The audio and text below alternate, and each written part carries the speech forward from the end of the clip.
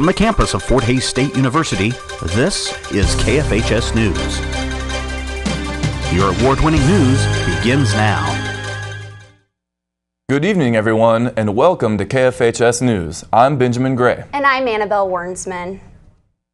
Do you like pizza and politics? Well, tonight at 7 p.m. at Forsyth Library, that and more will be offered for the Election Night Watch Party held by the American Democracy Project.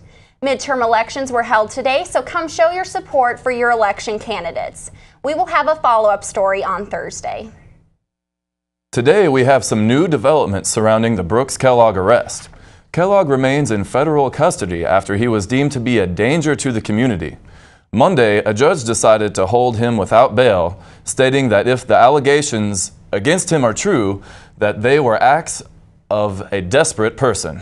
Kellogg allegedly tried to hire a hitman to kill a former business associate. He was later arrested at the Denver International Airport. Kellogg is a major financial donor to Fort Hays State University. For the past few months, multiple bike thefts have been reported on the Fort Hays campus. 5 bicycles have been reported to the campus police department. I was able to catch up with a student who was a recent victim of a bike theft and asked him if he still felt safe leaving a bike on campus. On campus, yes, but definitely with a bike lock. I've locked it up before, and it was one of those things where I just left it unlocked because I was in a hurry and it just disappeared. Campus police actually have a bicycle registration program to keep students' properties secure. Chief Ed Howell urges students to get their bicycles registered. The arrest that we had made just recently related to a case that was reported last semester. So that kind of gives you an idea. If you do report it to us and you do have the information so we can identify the property, there is some probability that you would get that property back. Campus police want students to know that bicycle registration forms can be picked up at front desk of any residence hall on campus. For KFHS News, I'm Logan Argo. For more information, contact the Fort Hays Campus Police at 785-628-5304. Tricks or treats? Well, the Department of Intramurals gave the students an opportunity to enjoy both on Wednesday night. Michaela Lewis has more.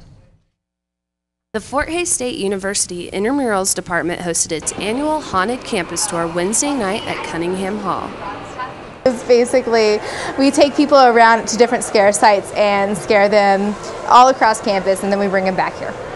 The tour started out at Cunningham, where several activities were available for participants as they waited for their tour to begin. You can pay $2, sign up, you get all the chili dogs, Frito chili pie you want, there's a movie. On the haunted tour, there were plenty of spooky surprises. The tour ran in 10-minute intervals, lasting up to 40 minutes each. The haunted tour was quite the scream fest. Did you guys scream a lot? Or? Oh yes, yeah. I ran a lot. Yeah, she ran every time the chainsaw was after. With a movie and a chili feed, the Intramurals Department is providing both tricks and treats for students at the Haunted Campus Tour. For KFHS News, I'm Michaela Lewis. If you are interested in being a part of the Haunted Campus Tour next year, contact the Intramurals office. So, did you have a good Halloween? I did. I had a really good Halloween. It was nice that it was on a weekend. You can celebrate, Saturday night then. Was anything extra scary, do you think, happened? I don't think so, not this year, but I'll definitely keep my ear out next year for the Intramurals department. I got home on Sunday night and all the power in my whole neighborhood was out, so I just assumed the zombies had got us. That's right. So. That's too bad. Well, Kyle Haas has your sports next. Americans throw away 2.5 million bottles every hour. What's worse, not all of those bottles make it to the trash can. Can you imagine 2.5 million plastic bottles being disposed into our public areas? Recycling is simple and easy. Just place your items into a blue bag. When you recycle, you save everybody money, including on your energy bill. Take the next step. Contact your local recycling center for more information. Do your part to conserve energy and keep our public areas clean. Sportsmanship. Fairness in following the rules of the game while having a positive attitude and a striving spirit, along with grace in losing. Showing off, roughhousing,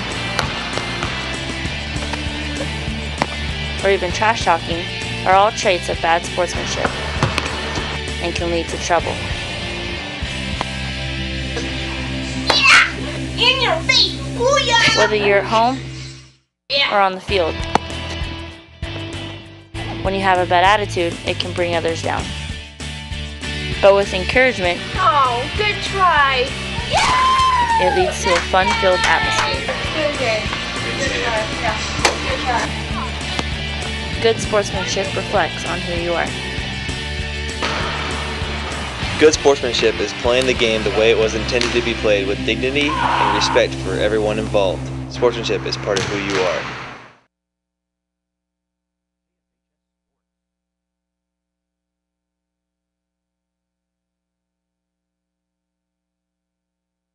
Five weeks of losing doesn't sit well with anyone, especially for a team that ranks in the top 1/3 in the conference in every major statistical category, including both offense and on defense. Saturday, the Tigers were on the road to redemption. Was not going to be an easy one as they squared off against the defending national champs, Northwest Missouri State, a team the Tigers football team had lost to by an average of 37.5 points the previous two meetings. The Tigers had the ball all day and were able to drive it on the Bearcats, but unable to capitalize as they fall 45-27, marking the sixth straight loss this season.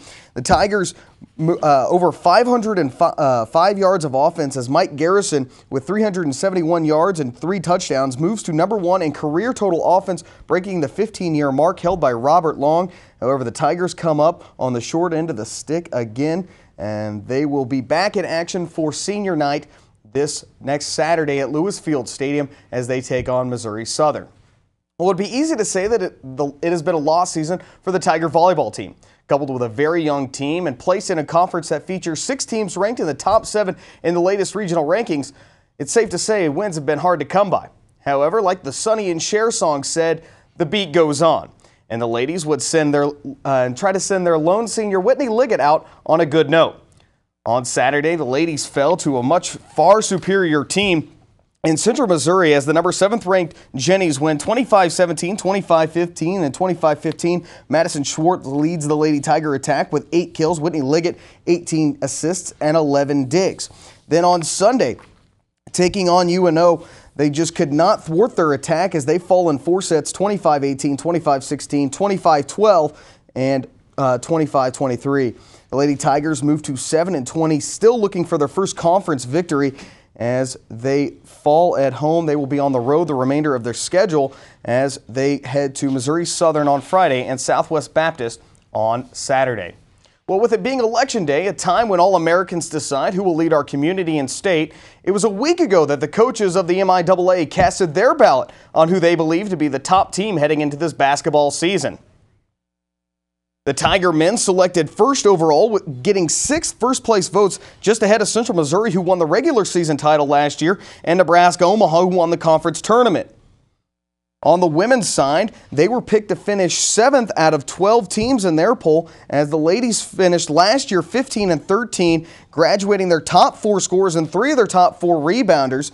So the Lady Tigers season, they are picked 7th in both the the media and the coaches poll. Well, speaking of those Lady Tigers, their season already began. Well, sort of. The women's basketball team headed east to Lawrence and to take on the Lady Jayhawks on Sunday in an exhibition game. The revamped Lady Tigers battled for KU for a good portion of the early parts of the first and second half, leading by 4 6 minutes into the game. However, KU too much as the Tigers lose 83-62. Melissa Nelson, the newcomer, puts up 25 points and 6 rebounds. Kara McFarland added 12 points and Krista Beechard with 10. We had a chance to catch up with Coach Hobson and his thoughts on how the ladies played. Played well against them, I thought.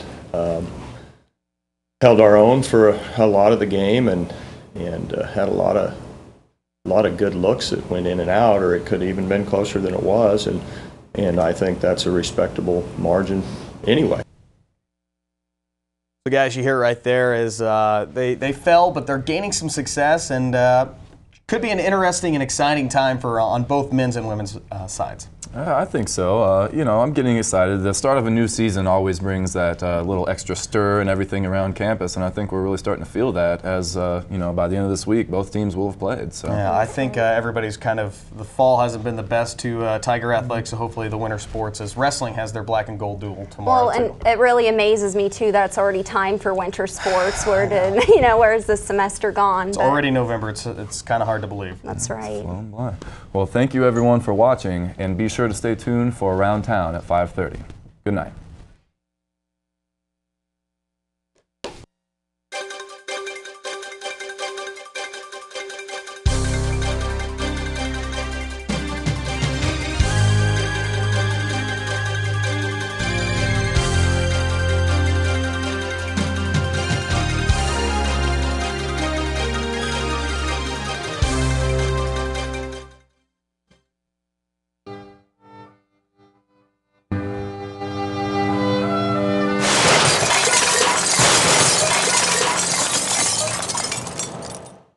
Up to 90% of the trash we throw away is recyclable. By utilizing your local recycling center, we can keep more of this from becoming this. Visit your local recycling center today. The choice is yours. Save it or waste it.